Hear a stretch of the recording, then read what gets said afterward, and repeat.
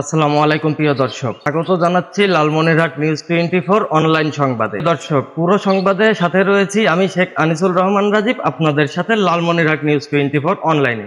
চলুন দেখে আসা যাক লালমনিরহাট নিউজ 24 অনলাইন নিউজ টিমের লালমনিরহাট জেলা থেকে আজকের সংগৃহীত সর্বশেষ আপডেট প্রধান সংবাদটি।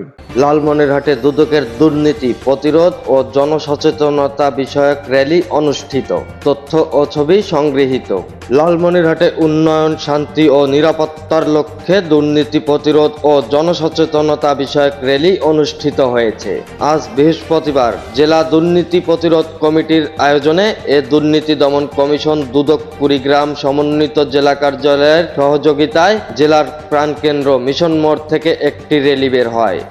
অন্যদিকে দুর্নীতি দমন কমিশন কুড়িগ্রাম সমন্বিত জেলা কার্যালয়ের সার্বিক সহযোগিতায় অনুষ্ঠিত র্যালিতে লালমনিরহাট জেলা প্রশাসক মোহাম্মদ উল্লাহ, দুর্নীতি দমন কমিশনের কুড়িগ্রাম সমন্বিত জেলার উপপরিচালক সিরাজুল হক, সহকারী পরিচালক খালিদ মাহমুদ, উপসহকারী পরিচালক মনিরুল ইসলাম, জেলা দুর্নীতি প্রতিরোধ কমিটির নেতৃবৃন্দ, সাংবাদিক, বিভিন্ন স্কুল কলেজের শিক্ষার্থী সহ সাধারণ জনগণ এই র্যালিতে অংশগ্রহণ করেন।